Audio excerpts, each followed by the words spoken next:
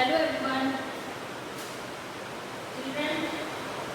Now we are studying the chapter recording of transactions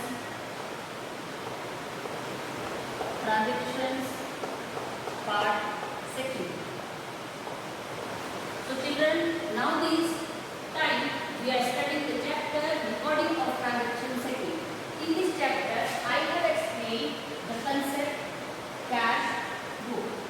So children, I hope this term will be remember cash book. Cash book is a book in which we are record all the cash amount. Okay. So cash book is a subsidiary book or a original book. We can say original entry book. And in this book we have mentioned only cash transactions which we have received and which we are paying. So cash book is a book in which we have received all the cash and we have paid the amount in cash only. So cash book also has four types. First, single column cash book. Single column cash book. Second is double column cash book. Next is triple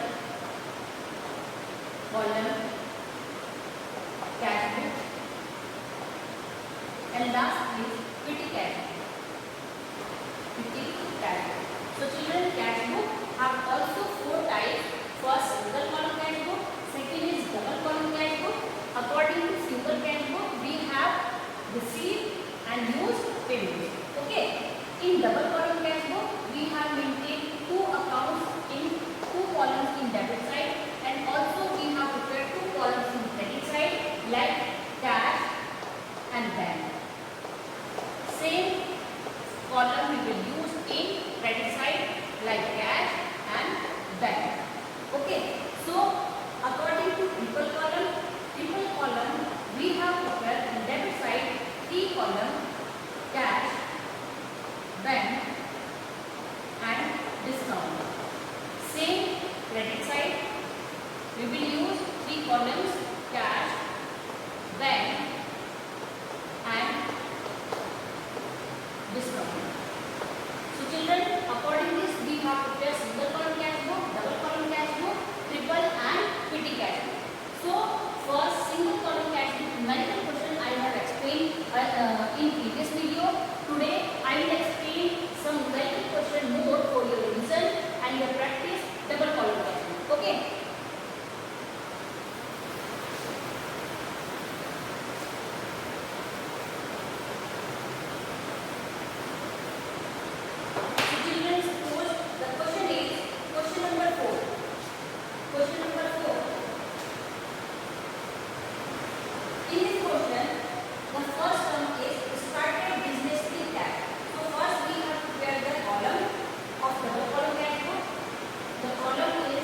Date,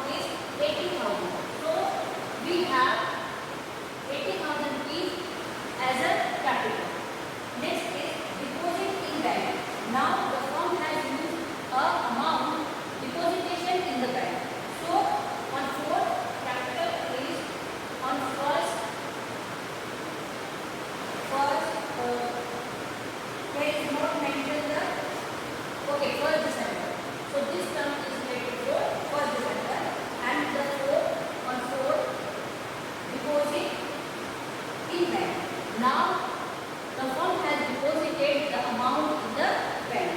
So according to this, we have maintained 50,000 rupees. So date 2017 December 4 bank. So where we will mention bank and contra entry it will be C and amount will be less than bank. So on 4 bank 2017 4 December bank will be less C and B and 5,000 rupees. Next is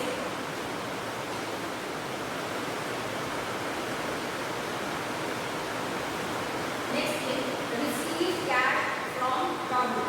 Content. Now the receive cash from Rahul.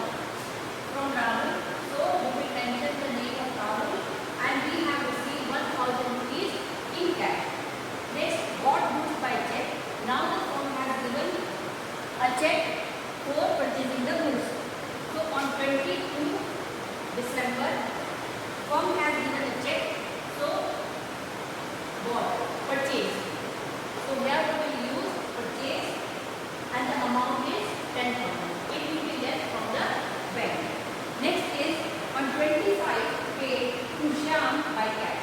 So now the firm has doing the payment in cash to Shyam. So on 25th December, the firm has given 20,000 rupees in cash to Shyam. Okay. Next is on 30 due from bank. On 30 December, withdrawn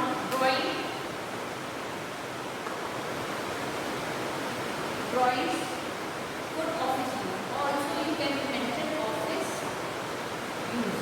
Now the amount has withdrawn from bank 2,000 rupees and also we will mention due from bank for office use. We also mention this transaction in this side 30 December cash. We have received 2,000 rupees in cash. Next is on 30 rent paid by check. Now the firm has given rent on 31st December for rent. So paid by check. So according to this 1,000 rupees again will be less from the bank. So children, again see the question. Now first transaction is according to the book. First transaction is on 1st December started business with cash. So children, this is the first transaction. Started business with cash 80,000 rupees. So the firm has started his business with rupees 80,000. So this amount will be capital. Okay. So on 1st December, amount will be shown as capital in our cash account. Next is deposited in bank. Now the firm has deposited 50,000 rupees in bank on 4th December. So particular will use bank and the amount 50,000 less in the bank. Okay. So 50,000 will be withdrawn from the cash. Next is according to this 50,000 will be less in the cash and now this amount will be deposited. See on 4th December. This is 4th December and according to 4th December we have withdrawn 50,000 rupees cash and now we are depositing this amount on 4th December in our bank account. Okay. So it will be called C.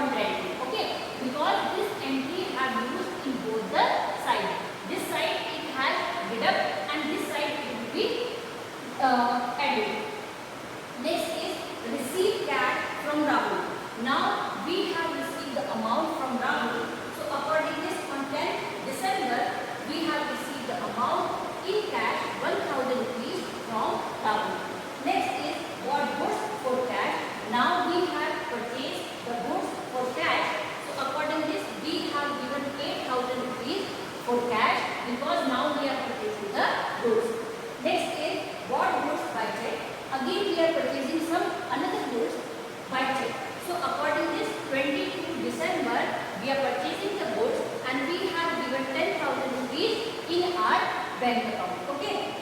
Next is paid to Shyam by cash. Now we are doing the payment in favor of Shyam as a cash. So on 25th December we are giving cash 20,000 rupees to Shyam. Okay.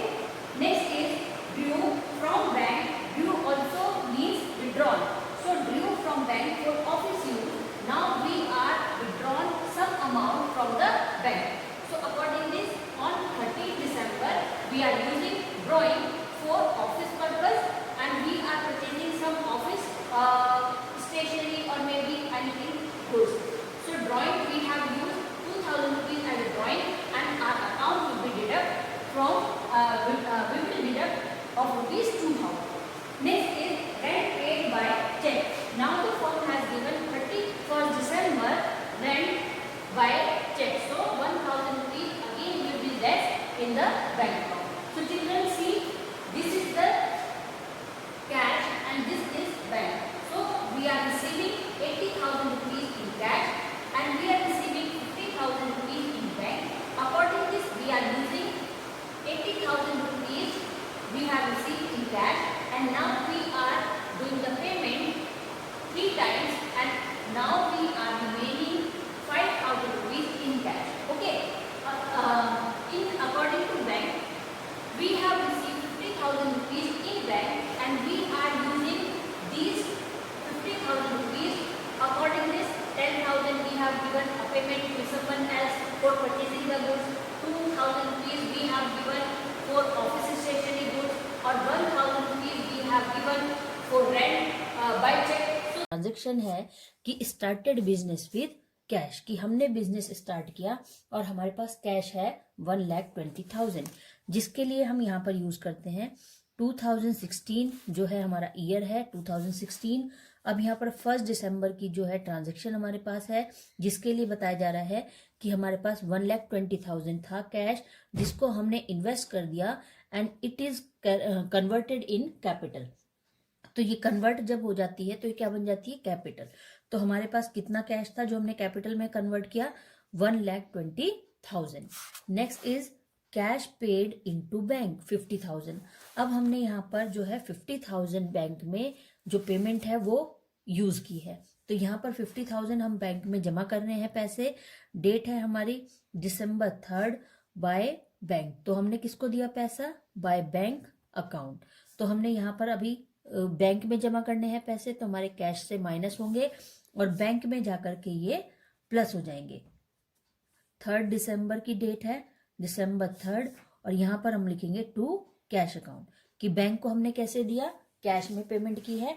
तो हमने 50,000 रुपये cash minus किया, क्योंकि हम 50,000 रुपये जमा करने के लिए कहाँ ले जा रहे हैं, बैंक में। तो यहाँ पर बैंक में ये डिपॉजिट हो जाएंगे। इसके बाद इस ट्रांजैक्शन के लिए हमें यहाँ पर लिखना होगा सी का मतलब है कॉन्ट्रा एंट्री, कि ये ट्रांजैक्शन हमारी रिलेटेड टू कैश और बैंक दोनों है, इसलिए हम इसको कॉन्ट्रा एंट्री सी कहेंगे। Next transaction is purchase goods from Sushmita 20,000। अब हमने यहाँ से सुष्मिता से 20,000 का जो है गुड्स खरीद रहे हैं, तो हमने क्या किया, इसको पेमेंट कर रहे हैं। तो यहाँ पर परचेज गुड्स फ्रॉम सुष्मिता, तो यहाँ पर देखिए सुष्मिता को हमने सामान जो खरीदा है उसके बदले में हमने उसको क्या की है, पेमेंट की है, लेकिन यहाँ अभी हमने उसको कोई पेमेंट नहीं की। तो ये वाली ट्रांजैक्शन हमारी क्रेडिट की है, तो इसको हम कैश बुक में एंटर अभी नहीं करेंगे। Next, sold goods to Dinkar and receive a cheque. Sold हमने सामान बेचा दिनकर को और हमने उससे एक चेक लिया जो कि 20,000 रुपीज का था। तो अब हम यहाँ पर जो है दिनकर से हमें चेक मिल रहा है, तो हम यहाँ पर लिखेंगे डेट उसकी है, कितनी डेट है, 6। तो यहाँ पर 6 दिसंबर को हमें दिनकर से चेक मिल रहा है, तो हम लिखेंगे to Dinkar account, to Dinkar account. Dinkar से हमें क्या मिल रहा है, चेक मिल रहा है, तो चेक हमें मिल रहा है, तो क्या मिल जाएंगे, हमें 20,000 रुपीज कैश मिलेंगे। और इसके लिए यहाँ पर हमने इसको एंटर्ड कर दिया 20,000। 10 दिसंबर की डेट है, पेड टू सुष्मिता कैश। अब देखिए जो हमने सामान सुष्मिता से खरीदा था उधार, उसके लिए अब हम पेमेंट कर रहे हैं 20,000 की इन कैश। तो यहाँ पर हमारी डेट आ जाएगी और हमारी जो पेमेंट है वो माइनस हम यहाँ से कर देंगे। तो 10 दिसंबर की डेट है, हमने किसको पेमेंट की है, ये हमने यहाँ पर सुष्मिता को पेमेंट की है 10 तारीख को बाय सुष्मिता अकाउंट। सुष्मिता को हमने कैश में पेमेंट की है, 20,000 हमारे कैश से माइनस हो जाएंगे। इसके बाद है अब यहाँ पर नेक्स्ट ट्रांजेक्शन है 14 दिसंबर की। 14 दिसंबर की हमारे पास ट्रांजेक्शन है दिसंबर 14।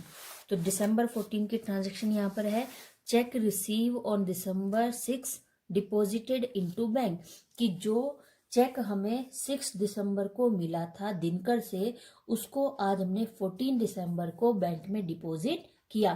तो जब हमने आज बैंक में डिपॉजिट किया है तो हमें उसके बदले में आज पैसा जो है वो वहां बैंक से मिल जाएगा।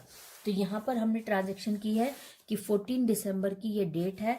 14 दिसंबर को हमने यहाँ पर देखा, पहले दिसंबर 14 की 14 दिसंबर को चेक जो है वो यहाँ से हमें मिलने वाला है बाय बैंक अकाउंट सी आ जाएगा 20,000। हमें यहाँ पर कैश रिसीव होगा और बैंक से क्या है कि हमने यहाँ पर बैंक में ये माइनस कर देंगे, बैंक में जाकर के ये हमारे माइनस हो जाएंगे। To cash account C cash bank 20,000। तो यहाँ पर हमें क्या मिला, एक चेक मिला जो कैश माइनस हो जाएगा यहाँ से और 20,000 हमारे बैंक में ये प्लस हो जाएंगे। ठीक है, नेक्स्ट ट्रांजेक्शन है इसके बाद, सोल्ड गुड्स टू रानी 12,000। हमने सामान बेचा किसको, रानी को, और बदले में हमें क्या मिले, यहाँ पर पेमेंट जो है वो मिल रही है। देखिए तो यहाँ पर हमें पेमेंट मिल रही है नहीं, क्यों, क्योंकि यहाँ पर सोल्ड गुड्स टू रानी, तो रानी को हमने सामान बेचा तो हमें क्या मिला, यहाँ पर कैश मिल रहा है। तो यहाँ हम कैश की ट्रांजैक्शन करेंगे। Sold goods to Rani, date है हमारी 18, तो 18 दिसंबर की डेट आ जाएगी, दिसंबर 18 टू रानी। रानी से हमें कितनी पेमेंट मिल रही है कैश में, 12,000 रुपीज। रानी को हमने सामान बेचा और 12,000 रुपीज हमें रानी से रिसीव हुए। नेक्स्ट ट्रांजेक्शन है कार्टेज पेड इन कैश। अब हमने जो कार्टेज है उसकी पेमेंट की है 500 की। तो हमारी कार्टेज जो है कितनी डेट की है, कार्टेज पेड 20 दिसंबर, तो दिसंबर 20 की ये डेट है और हमने किसके लिए पेमेंट की है, यहाँ पर कार्टेज के लिए। तो क्या आ जाएगा, बाय कार्टेज अकाउंट, कैश में पेमेंट हो रही है तो 500 हमारा कार्टेज आ जाएगा। Next transaction is receive cash from Rani. अब हमने रानी से 12,000 रुपये लिए। पहले हमने रानी को सामान बेचा था, तो देखिए हमने उसकी कोई ट्रांजैक्शन अभी तक मेंशन नहीं की थी, क्योंकि हमने सामान रानी को बेचा लेकिन रानी ने हमें पेमेंट जो है दैट डेट में नहीं की थी। तो आज हमें रानी पेमेंट कर रही है, तो आज हम उसकी एंट्री यहाँ पर लिखेंगे, receive cash from Rani 12,000 rupees. तो आज हमें रानी से जो पेमेंट है वो मिल रही है, कितनी डेट की है, देखिए सोल्ड गुड टू रानी, हमने रानी को सामान बेचा था 18 को और हमें कैश जो मिल रहा है रानी से वो है 22। तो यहाँ पर 22 की जो डेट है वहां पर ये मेंशन हो जाएगा, 22 दिसंबर to Rani 12,000 receive in cash. Next transaction is commission receive 5,000। अब हमें यहाँ पर कमीशन मिल रहा है, डेट है 27 दिसंबर, तो यहाँ पर डेट आ जाएगी दिसंबर 27 टू कमीशन अकाउंट। कितना कमीशन मिल रहा है हमें, यहाँ पर 5,000 का कैश में कमीशन मिल रहा है, तो ये हमें रिसीव हो गया। Next Drew cash for personal use 2,000।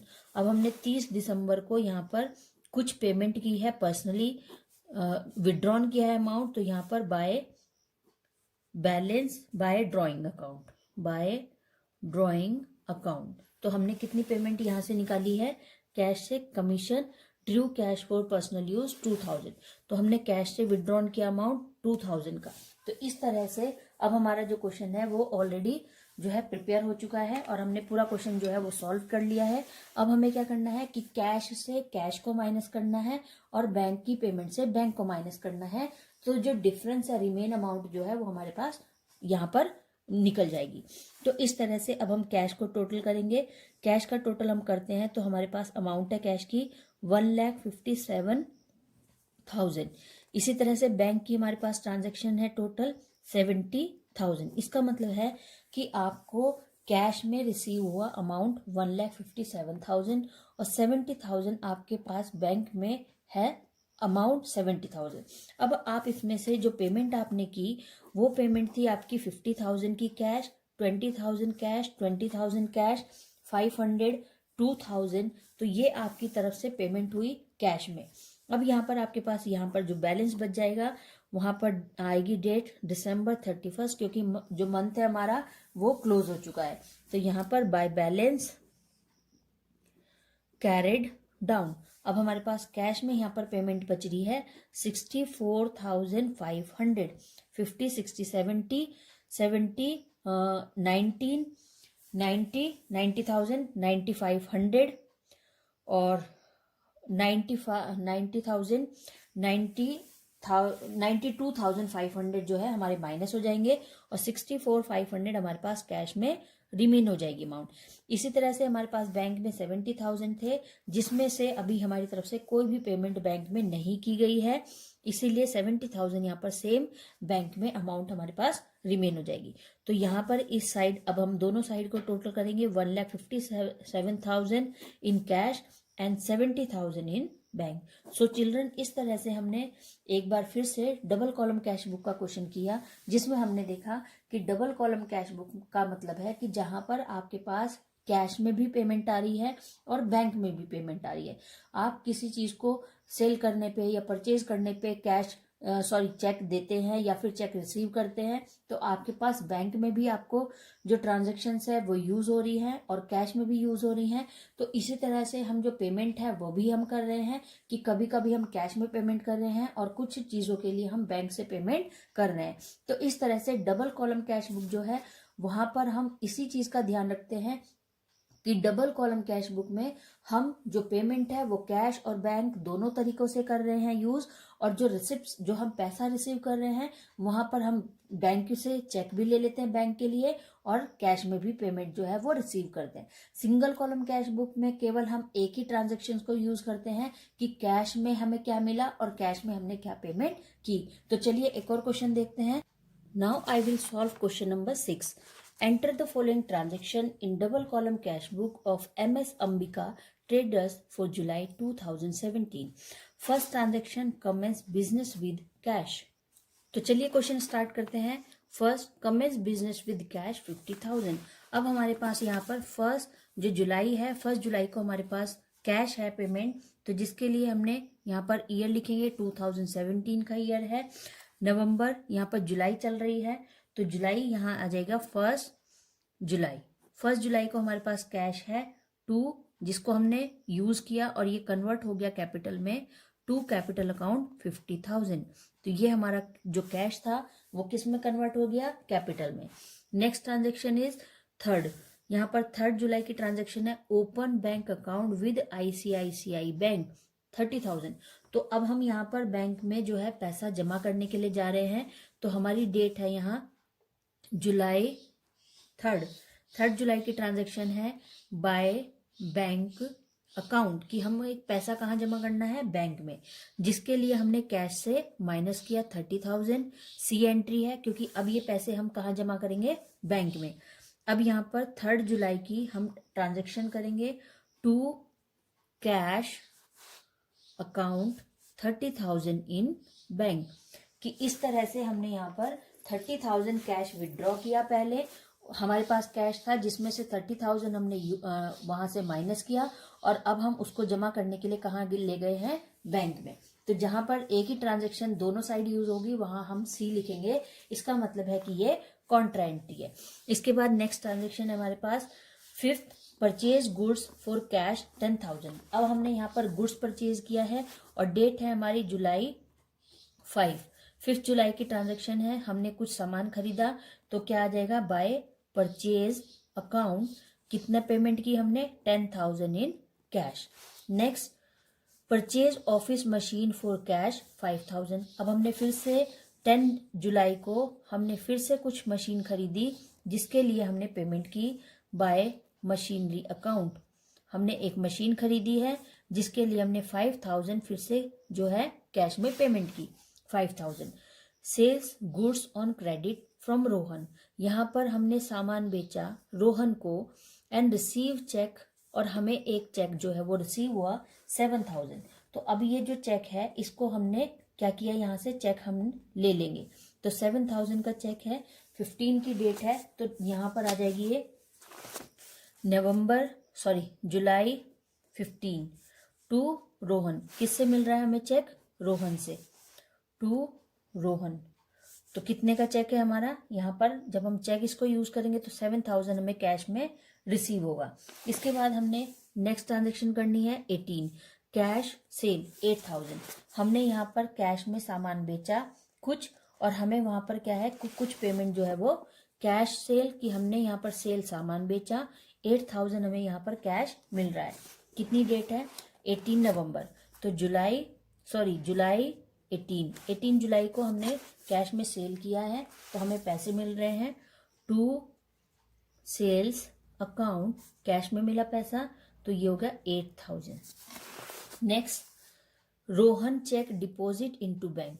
15 तारीख को जो हमें रोहन से चेक मिला था 7000 का, उसको आज हमने 20 जुलाई को रोहन का जो चेक था वो हमने बैंक में डिपॉजिट कर दिया। तो यहाँ पर जो है बैंक में डिपॉजिट हम कर देंगे जुलाई 20। तो 20 जुलाई को हमने रोहन का जो चेक था बाय बैंक अकाउंट, उसका चेक हमने जाकर के बैंक में डिपॉजिट कर दिया। तो यहाँ से 7000 कैश माइनस हो जाएगा और हमारे कैश हमें वो मिल जाएगा। ठीक है, इसके बाद है next paid cartage by cheque 500। अब हमने यहाँ पर कार्टेज की पेमेंट की है, तो जुलाई 22 की डेट है, बाय कार्टेज अकाउंट 500 यहाँ से हम माइनस कर रहे हैं जिसके लिए हमने चेक दिया है, तो ये बैंक में आ जाएगा। Next transaction cash withdraw for personal use 2000। अब हमने यहाँ से फिर से कैश विड्रॉ किया, डेट है 25 जुलाई 25 बाय ड्रॉइंग अकाउंट। कितना पेमेंट हो रहा है? 2000 का हमने कैश विड्रॉन किया, तो ये कैश से माइनस हो जाएगा। नेक्स्ट है हमारे पास 30 पेड रेंट बाय चेक 1000। अब हमने यहाँ से क्या किया, रेंट पे किया 30 जुलाई का, तो जुलाई है 30 जुलाई बाय रेंट अकाउंट। कितना पेमेंट कर रहे हैं हम? कैसे किया हमने पेमेंट? चेक से 1000। तो हमारा चेक से ये माइनस हो जाएगा, बैंक से माइनस हो जाएगा 1000। तो इस तरह से अब हमारा जो क्वेश्चन है वो कंप्लीट हो चुका है। और हम यहाँ पर अब क्या करेंगे, इसके लिए सी की एंट्री हमारी एक और ये भी थी। ठीक है, तो यहाँ पर कॉन्ट्रा एंट्री हमारे पास दो है। एक है कैश जो हमने परचेज किया था सामान उधार, जिसके बदले में हमें चेक मिला, और एक थी जो हमने सेल किया उसके लिए थी। तो अब इसी तरह से जैसे सेम प्रोसीजर हमने पीछे यूज किया कि टोटल हम करेंगे कैश को टोटल करते हैं, तो हमारे पास अमाउंट आती है 65,000 और बैंक है हमारे पास 30,000 रुपीज, 37,000 रुपीज। सॉरी, बैंक ये यहाँ पे आना था। ठीक है, तो यहाँ पर 7000 बैंक में यहाँ पर आना था। एक और एंट्री यहाँ पर जुलाई की 20 जुलाई की एंट्री भी करनी थी। टू कैश अकाउंट 7000 ये ठीक है यहाँ पर। ठीक है, तो यहाँ पर अब हमारे पास जो बैंक है वो है 37,000 बैंक है, और इसमें से हमने ये सब ट्रांजैक्शन माइनस की कैश की। तो अब हमारे पास यहाँ पर बैलेंस है by July 30 by balance carried down. अब हमारे पास बैलेंस बच रहा है कैश में 11,000 रुपीज, और बैंक में हमारे पास बचे हैं पैसे 35,500। टोटल कर देंगे 37,000 और नेक्स्ट 11,000। सो चिल्ड्रन, आज मैंने फिर से आपको एक बार बताया कि डबल कॉलम कैश बुक के क्वेश्चंस को हम कैसे यहाँ पर सॉल्व करेंगे। इसके साथ ही साथ आज मैं आपको एक और जो है न्यू टॉपिक है वो मैं बता रही हूँ, जिसका नाम है पीटी कैश बुक। अब मैंने आपको पहले बताया था कि जो ट्रिपल कॉलम कैश बुक है वो हमारे सिलेबस में नहीं है, हमारी एनसीईआरटी की बुक में केवल यही है अभी। तो यहाँ पर हम सिर्फ सिंगल कॉलम डबल कॉलम को ही मेंटेन करेंगे। और अब हम पढ़ेंगे PT cash book. Petty cash book in every organization a large number of small payments such as convenience, cartage, postage, telegram and other expenses collectively recorded under miscellaneous expenses are made. These are generally repetitive in nature.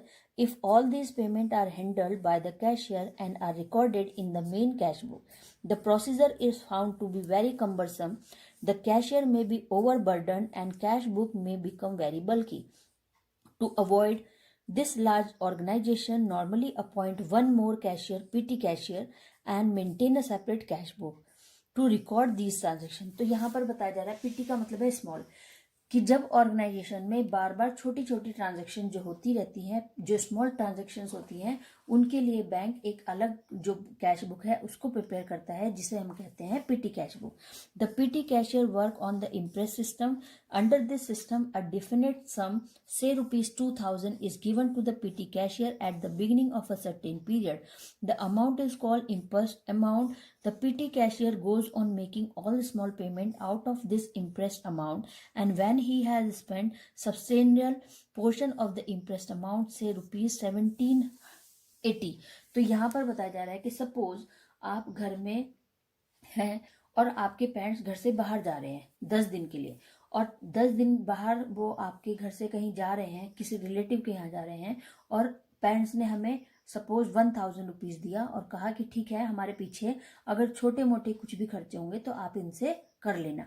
तो इसी तरह से जब organisation